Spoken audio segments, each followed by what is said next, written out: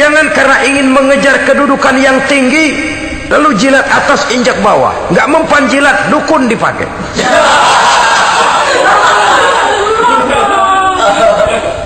Itu kan sudah membuat kita lalai. Nanti kalau berhasil, wah dukun kita paten. Tapi kalau gagal, dukun sialan, gagal mantu. Hilanglah Allah dalam kehidupan kita. Makin materialis, dan perlombaan ini membawa kita kepada kecelakaan. Kala, sekali-kali jangan begitu. Nyatanya kan ada orang nyari duit, setelah duitnya banyak dibudakin oleh duit. Dia sendiri tidak bisa merasakan kesenangan daripada duitnya, konon lagi orang lain. Mau ke pasar ngitung 16 kali. Naik bajai 1000. 1000 itu kalau ratusan semua 1000 lembar. Hitung-hitung, mendingan jalan kaki. Jalan kaki tengah hari bolong, panas, kan dibudakkan oleh uang. Cari karier, kejar pangkat, kejar kedudukan. Setelah ditemukan itu, jadikan dia sebagai alat, jangan dijadikan tujuan. Pangkat kau milikku, karena kau milikku kau harus jadi budakku, jangan aku yang jadi budak kau. Pangkat satu saat dia harus lepas dari kita, jiwa ini lapang. Kenapa? Dahulu pun ketika lahir ke dunia tidak ada pangkat yang kita sandang. Dahulu pun ketika lahir ke dunia tidak ada harta yang kita bawa. Jadi harta itu, pangkat itu, kedudukan itu ada dalam hati, tapi tidak berurat dan berakar. Kalau dia berurat dan berakar dalam hati, berat misah sama harta itu. Berat. Sekedar ngasih fakir miskin cepet juga berhitungnya 17 lembar.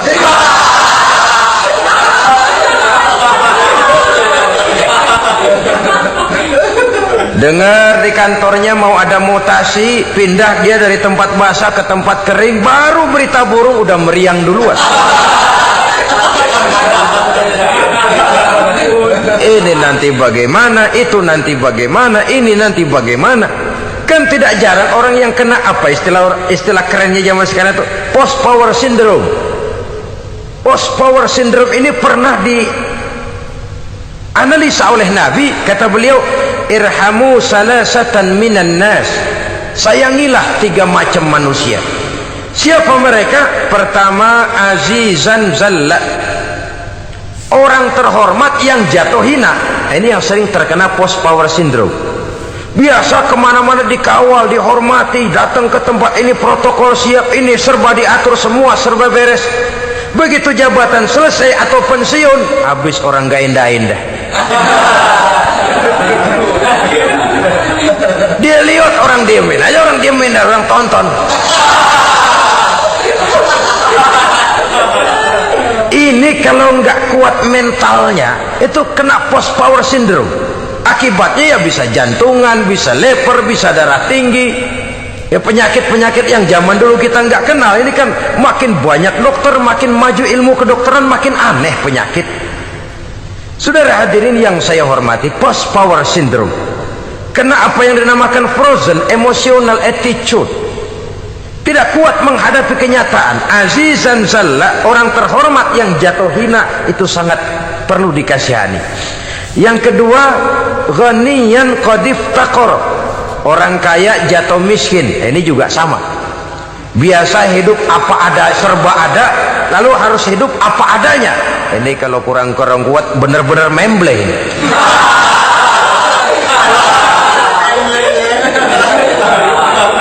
Kalau tidak kuat mentalnya, biasa hidup serba enak, serba nikmat, cuma kerjanya neken cek, main apa itu kredit card, macam-macam fasilitas dipunyai, tahu-tahu jatuh bangkrut, jatuh miskin.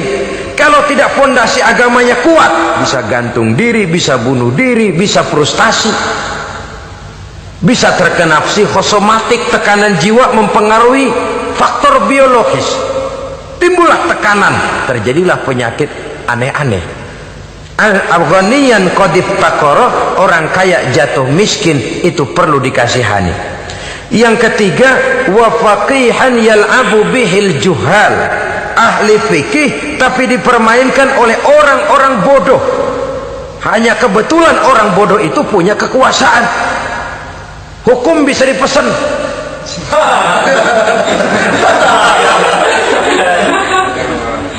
Aturannya haram, Ustaz, ada haram dikit aja dah.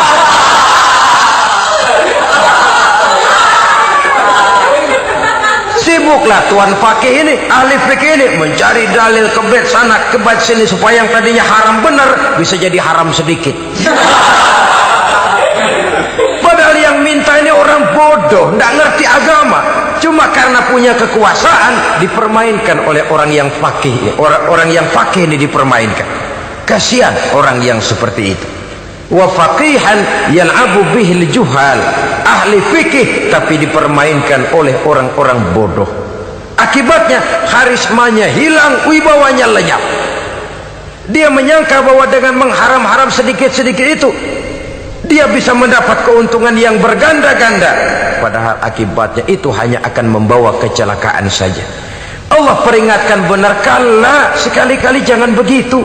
Cari uang yang banyak silahkan, ngejar kedudukan yang bagus boleh, bikin rumah yang hebat silahkan, ada kendaraan bagus silahkan, tapi jangan sampai kamu terjebak kepada sirkuit celakai, perlombaan yang tidak ada garis finishnya. Sering dicontohkan orang menghayal, melamun, kamu kenapa enggak mau ibadah? Lah, bagaimana mau sembahyang, saya di Jakarta masih ngontrak.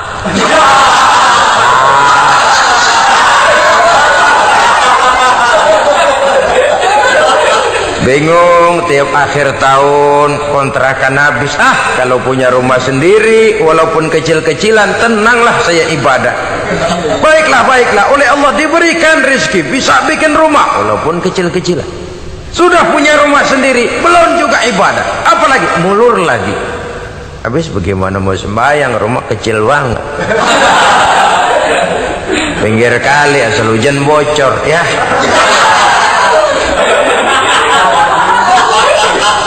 Kalau bisa punya rumah permanen, rajin dah ibadah dah. Iyalah, diberikan rezeki bisa bikin rumah besar, kamarnya banyak, halamannya luas, kendaraan belum ada, perabotan belum lengkap. Sudah ada kendaraan belum kayak orang-orang, sudah kayak orang-orang masih sama dong, kudu di atas. Kapanlah selesainya? Kala sekali-kali jangan begitu. Jangan kamu mengumpulkan harta bermegah-megah membuat kamu lalai dari taat kepada Tuhanmu. Engkau tinggalkan rukuk dan sujud, engkau jauh dari masjid, engkau kering dari kehidupan beragama. Sebab itulah maka pembangunan fisik material tidak bisa dipisahkan dengan pembangunan mental spiritual. Tidak hanya cuma dalam teori, tapi juga harus dalam praktek. Selalu pembangunan yang hanya mengarah kepada fisik material, jauh dan kering dari agama, hanya akan melahirkan manusia-manusia materialistis yang terjebak di dalam sirkuit celaka, perlombaan yang tidak pernah mengenal garis finish. Sebab itu agama mengajarkan, orang kaya itu siapa sih? Yang banyak duit? Belum tentu. Yang kebunnya di mana-mana ngebelatak? Belum tentu. Yang pabriknya selebar-lebar? Belum tentu. Yang punya segala macam peternakan, dari peternakan gajah sampai peternakan kutu?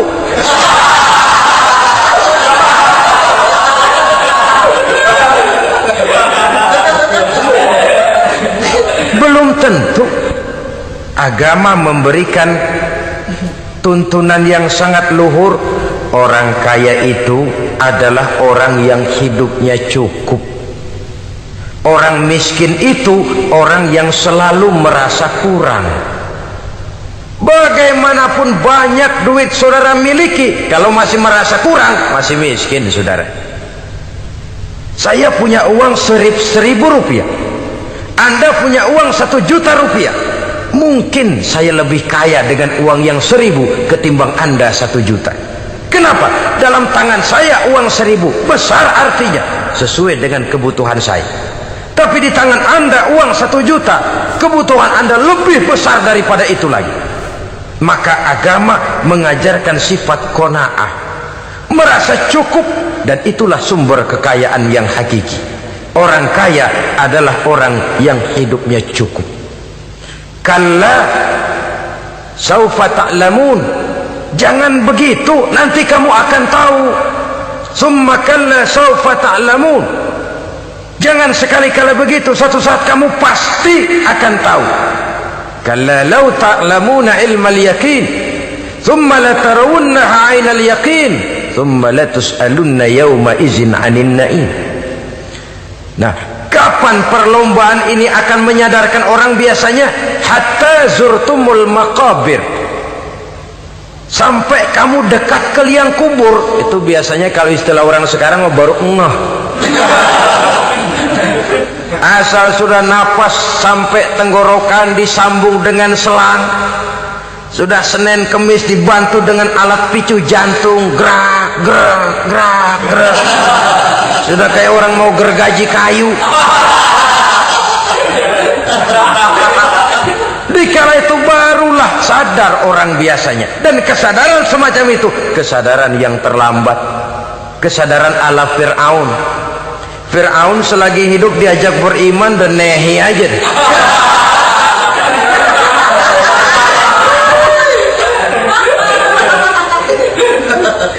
Tapi ketika dia tenggelam di lautan merah bersama seluruh tentaranya, dikala napas hampir terputus, keluar ucapannya, amantu bi Rabbi Musa wa Harun.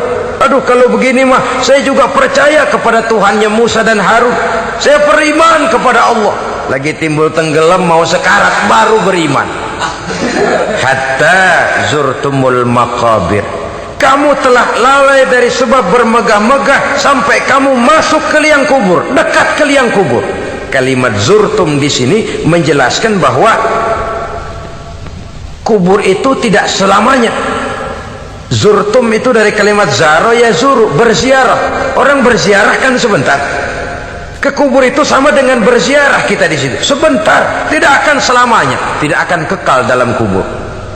Bahwa kubur itu cuma satu halte dari sekian halte yang harus kita jalani. Hatta zurtumul maqabir ay mutum wa dufintum fil kubur, sampai kamu mati dikubumikan dalam kubur, barulah kamu sadar bahwa perlombaan itu hanya sia-sia, bahwa perlombaan itu tidak akan pernah mengenal garis finish, bahwa perlombaan itu akan membuat kamu celaka. Begitulah umumnya kebanyakan orang yang terjebak ke dalam paham materialis, baru menyadari kesalahan langkahnya pada saat napas sudah sampai di tenggorokan. Ternyata uangnya yang miliaran rupiah tidak sanggup menyambung nafasnya. Ternyata kendaraan yang serba mewah berkilat tidak sanggup meneruskan kehidupannya. Ternyata pangkat jabatannya yang tinggi yang membuat dia menyebabkan temannya jadi lawan, lawannya jadi teman, tidak akan sanggup menghentikan sang malaikat maut. Kalau keadaan sudah begitu, baru sadarlah kita terlambat. Karena saat seperti itu akan dihadapi oleh setiap orang. Kala, jangan begitu. Sadarlah kamu bahwa kalau sudah dekat ke liang kubur kamu baru insaf, itu terlambat. Sebelum nafas sampai di tenggorokan, pintu tobat masih selalu terbuka. Tapi manakala nafas sudah sampai di tenggorokan, tertutuplah pintu tobat untuk orang yang bersangkutan. Oleh sebab itu, perlombaan dengan bermegah-megah terhadap materi duniawi, tolok ukur dan pandangan hidup yang terbatas kepada wujud benda semata-mata, memang sering menyebabkan orang lalai, sering menyebabkan orang lupa diri, tidak sadar tentang hakikat yang terpenting dari kehidupan ini, yaitu tentang dari mana dia datang, di mana dia sekarang, dan kemana dia akan pulang. Sungguh, ilmu pengetahuan tidak akan pernah mampu menjawab persoalan ini. Sungguh, filsafat juga tidak berdaya menghadapi pertanyaan seperti ini. Hanya agama yang mampu memberikan kepastian batin tentang hakikat dari mana kita datang, di mana kita sekarang, dan kemana kita akan pulang. Makin kita renungi pertanyaan ini, makin kita menemukan diri sendiri, dan makin kita menemukan mengenal diri sendiri, kita akan semakin mengenal Allah Subhanahu wa ta'ala. Semakin kita mengenal Allah, maka akan semakin terpanggil kita untuk dekat dengannya, mentaati segala perintahnya, dan berupaya menjauhi segala yang dilarangnya. Dengan demikian selamatlah kita dari satu perlombaan yang hanya akan menyeret kita kepada menghalalkan segala cara, jauh dari agama, jauh dari Allah, bahkan jauh dari sesama manusia. Karena umumnya perlombaan seperti ini akan cenderung melahirkan manusia yang egois. Muslimin rahimakumullah, lebih jauh mari kita mengikuti peringatan Allah dalam surah Al-Munafiqun ayat 9. Di sini Allah Subhanahu wa ta'ala mengingatkan, A'udzu billahi minasyaitonir rajim. Ya ayyuhalladzina amanu la tulhikum amwalukum wala auladukum an dzikrillah wa may yaf'al dzalika fa ulaika humul khasirun. Hai orang-orang yang beriman, jangan sampai hartamu dan anak-anakmu melalaikan kamu daripada mengingat Allah. Wa may yaf'al dzalik, barang siapa yang melakukan hal seperti itu, fa ulaika humul khasirun, maka merekalah sesungguhnya orang-orang yang merugi. Rugi dunia, rugi akhirat. Disebutkan di sini dua hal yang sering menyebabkan kita jadi lalai: amwal dan aulad, harta dan anak-anak, materi dan keluarga. Perlombaan di dalam mengumpulkan materi sering menyebabkan kita menjadi lalai. Begitu juga amanah berupa anak ini sering kita lalaikan, atau sering membuat juga kita menjadi lalai. Kita lalaikan dalam arti bahwa keduanya, baik harta baik anak, merupakan amanah dari Allah. Setiap orang tua akan dimintakan pertanggungan jawab. Apabila kita lalaikan amanah ini, maka resikonya akan kembali juga kepada kita. Tapi satu hal yang jelas dalam ayat 9 surah Al-Munafiqun ini, bahwa perlombaan memperbanyak harta dan anak-anak yang masuk dalam kelompok at-takatsur itu tadi akan menyebabkan orang khasiru, termasuk ke dalam kelompok orang-orang yang rugi. Perlombaan yang hanya akan membawa kerugian semata-mata. Kemudian di dalam satu hadis Rasulullah sallallahu alaihi wasallam memberikan peringatan. Beliau bersabda, "Iza azamat ummati dinaran wa dirhaman, nuzi'at minha haibatul Islam. Wa iza tasabat ummati saqatat min ainillah. Wa iza turikatil amru bil ma'rufi wan nahyu 'anil munkari hurimat 'alaihim barakatul wahyi." Ada tiga hal yang kalau kita kerjakan akan menimbulkan tiga macam akibat di dalam hadis ini. Pertama, iza azamat ummati dinaran wa dirhaman. Apabila umatku sudah mengagung-agungkan dinar dan dirham, artinya kalau umatku sudah jatuh menjadi umat yang materialistis, segalanya diukur dari dinar dan dirham. Dinar dan dirham ini kalau bahasa Inggrisnya dokat.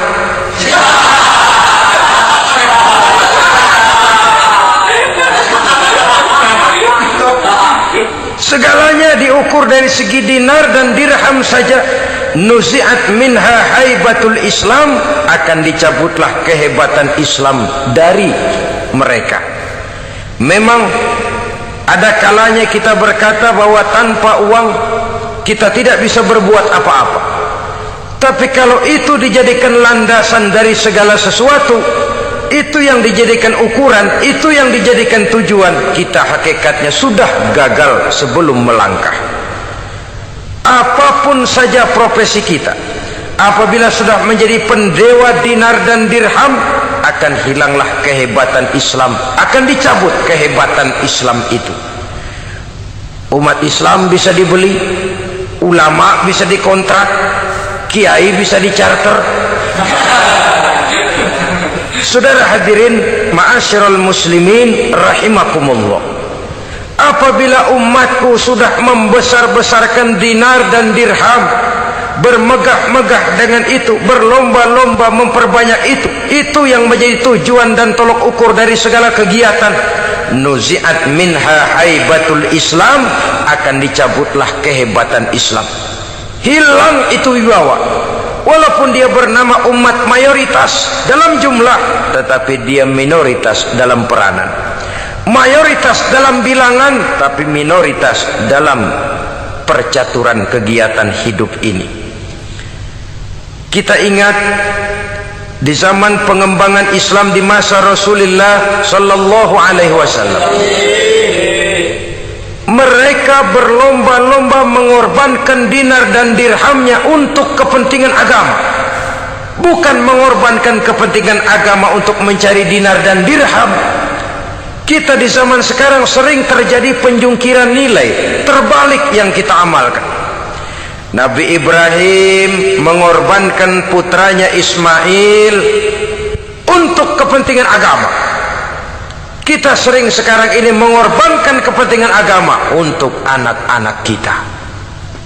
Dulu anaknya yang dikorbankan buat agama, sekarang agamanya dikorbankan buat anak. Dulu dinar dan dirham dibelanjakan untuk menopang agama, sekarang agama dijadikan alat untuk mencari dinar dan dirham. Saudara-saudara kaum muslimin rahimakumullah, memang apabila dinar dan dirham digunakan untuk penyangga perjuangan, itulah idealnya. Saya katakan tadi, dinar, dirham, uang, dunia cuma sekedar alat, bukan sekedar tujuan. Kita memerlukan alat ini. Membangun pesantren tidak cukup dengan semangat, membangun rumah sakit Islam tidak cukup dengan pidato, membangun masjid tidak cukup dengan semangat menggebu-gebu. Kita perlu semen, kita perlu pasir, kita perlu batu kali, kita perlu besi, dan itu semua beli. Tidak turun dari langit seperti turunnya embun di waktu pagi. Tidak mungkin rumah sakit Islam muncul ke permukaan hanya dengan simsalabim abracadabra.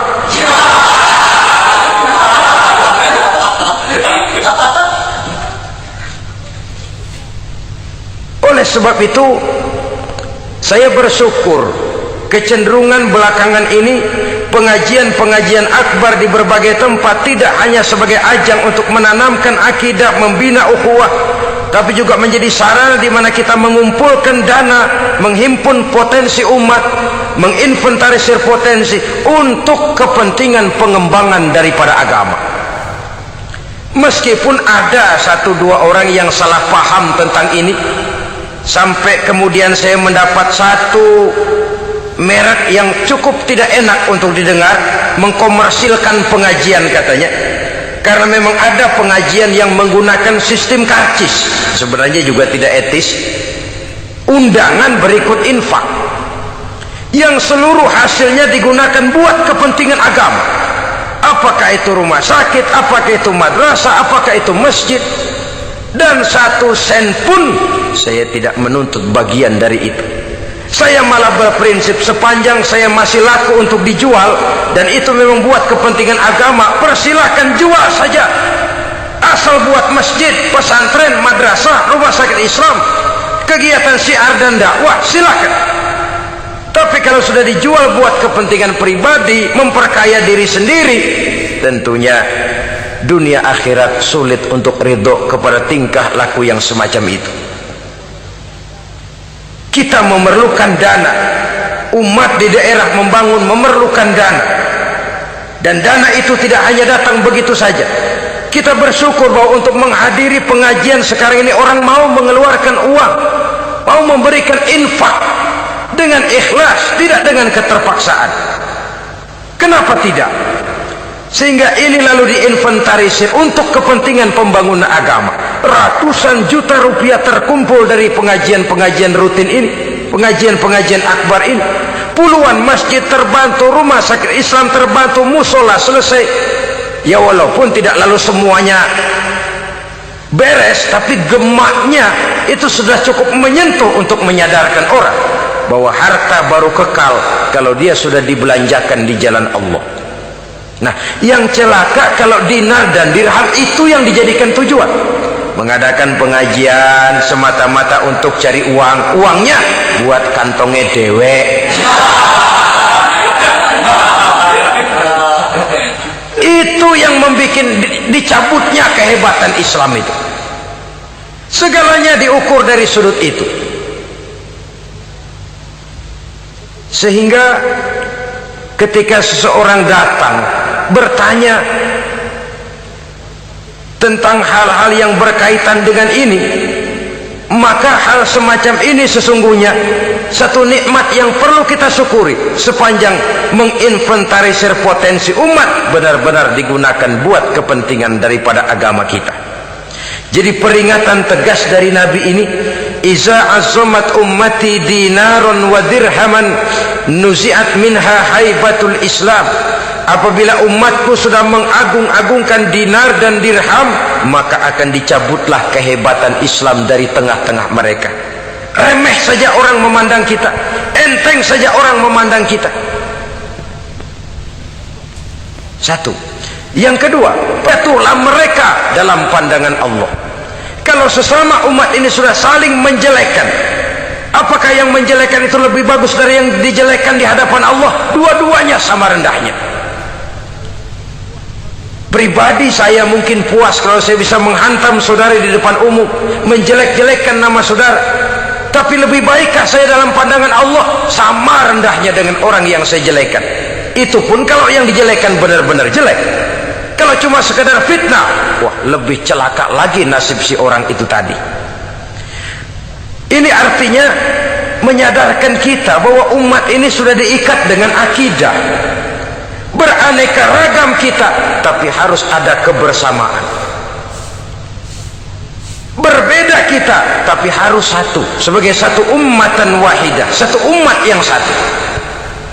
Oleh sebab itu persamaannya lah yang harus kita angkat ke permukaan, bukan perbedaannya yang kita perbesar. Sudah datang waktunya umat Islam bangun dari tidurnya, jangan lagi dibuai oleh irama mayoritas. Sudah lewat masanya kita bertengkar karena persoalan-persoalan kecil yang tidak prinsip. Sudah datang waktunya umat Islam bersatu, menyusun saf yang lebih lurus, oleh karena ia dihadapkan kepada tantangan-tantangan yang tidak semakin ringan.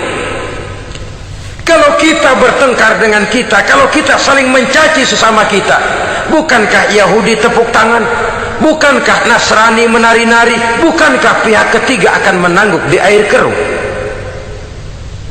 Dan kerugian akan terpulang kepada kita semua. Tapi inilah realita, bahwa yang kita hadapi ini sesungguhnya musuh kita di luar kita, bukan di dalam kita. Apakah itu kemiskinan, kebodohan, maksiat, munkarat, ketidakadilan, kezaliman, kesewenang-wenangan, dan lain sebagainya. Yang musuh jadikan musuh, yang teman mari kita rangkul. Jangan terbalik, teman dimusuhi, musuh malah dirangkul. Maka berpesta poralah musuh-musuh Islam ini. Saudara-saudara kaum muslimin rahimakumullah, Nabi memperingatkan dengan tegas, wa iza tasabat ummati saqatat min ainillah. Jikalau umatku sudah saling mencaci maki, sudah saling berbantah-bantahan, jatuhlah mereka dalam pandangan Allah. Satu ayat menjelaskan jangan sebagian kamu meremehkan, yaskhar, mengecilkan, menganggap enteng orang lain. Boleh jadi yang dihina, diremehkan, dianggap enteng itu nilainya lebih bagus daripada yang menganggap enteng. Dalam hakikat segala sesuatu itu cuma kembali kepada Allah. Di sanalah penilaian finalnya. Manusia hanya melihat yang zahir. Makin banyak harapan hidup ini kita gantungkan kepada manusia, makin banyak kita harus bersiap untuk kecewa. Saudara-saudara kaum muslimin rahimakumullah. Kemudian yang ketiga peringatan dari baginda Nabi, wa iza turikatil amru bil ma'rufi wan nahyu 'anil munkari hurimat 'alaihim barakatul wahyi. Apabila amar ma'ruf dan nahi munkar telah ditinggalkan, maka akan hilanglah keberkahan wahyu, akan hilanglah keberkahan Quran, akan sirnalah keberkahan agama. Amar ma'ruf dan nahi munkar ditinggalkan, artinya di tengah masyarakat sudah tidak ada lagi yang menyerukan ini baik, ini tidak baik, ini halal, itu haram. Mari kita sholat, mari makmurkan taklim.